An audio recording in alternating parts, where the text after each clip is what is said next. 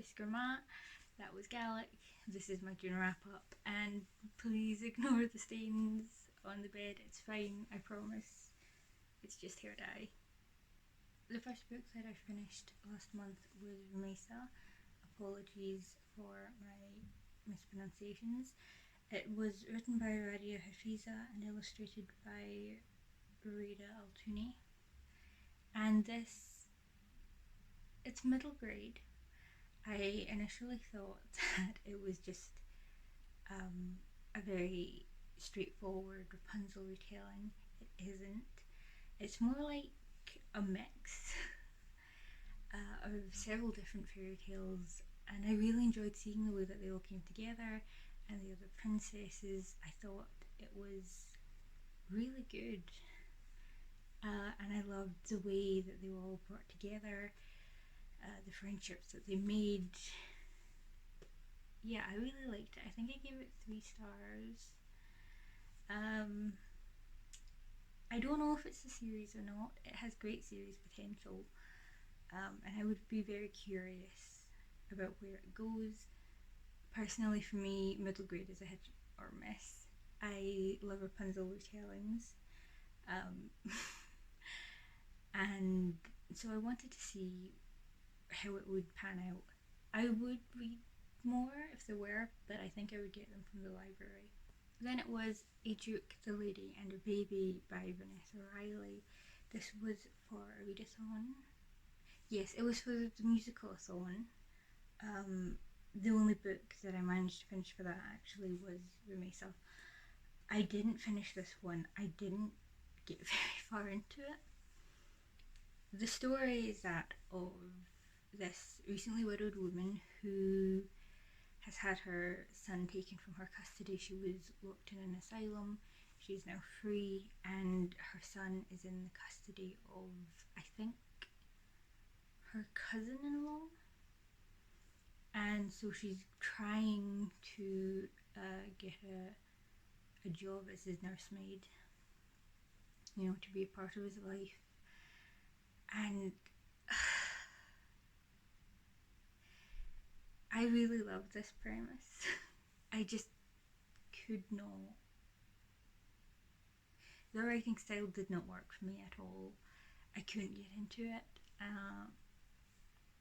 And so unfortunately it was a DNF. The third thing that I read was a short story, Piece of Cake by Valentine Wheeler, and this was recommended to me.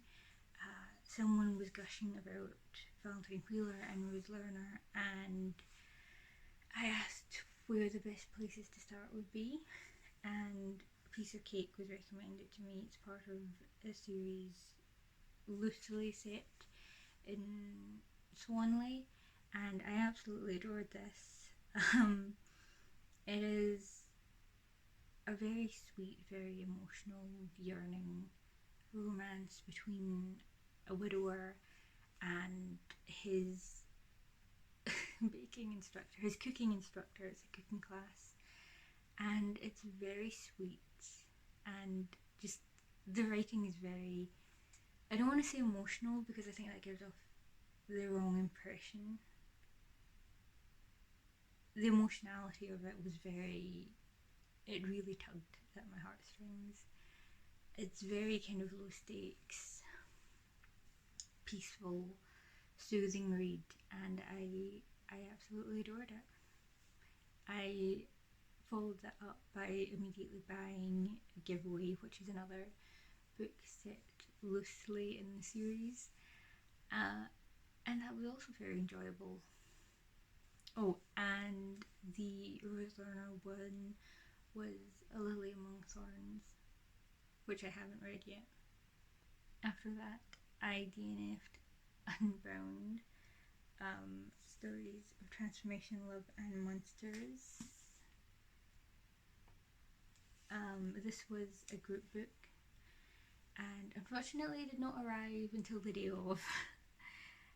So I hadn't been familiar with any of it when I logged into the Zoom call, and almost immediately I got this sinking feeling in my stomach. that I just wasn't going to enjoy it. Unfortunately, that proved true. Yeah, there were some things that were being said, and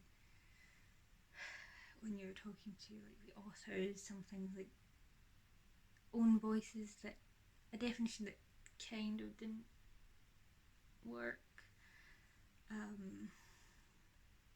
The way that, you know, I could say, for instance, if I said that I wrote this character who is trans and Chinese, and therefore its own voices because I am Chinese.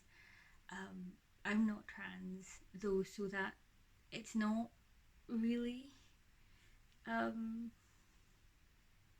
least I think that was this book. And yeah, so that kind of stuck out to me for the wrong reasons, and then I read it and I did not get far. I read 3 and then I started the 4th,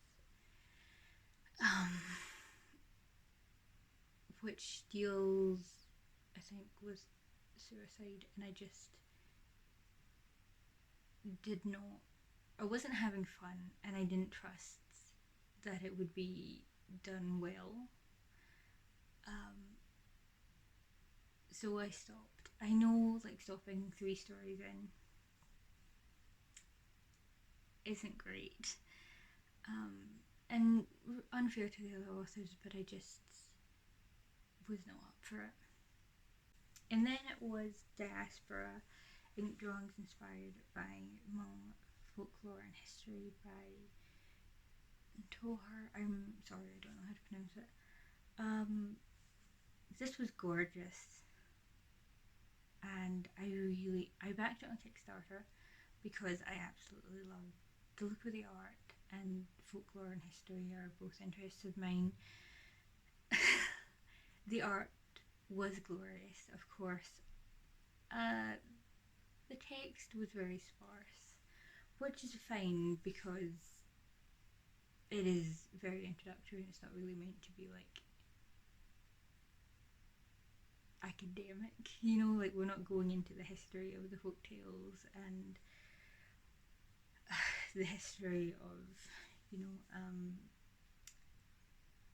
Hmong history, not into depth anyway. And yeah, that was a little bit, on the history side, that was a little bit disappointing. I think I gave it 4 stars. It truly is gorgeous. I unfortunately don't know where I put it, so I can't show you. But it is well worth looking out for if you like art books.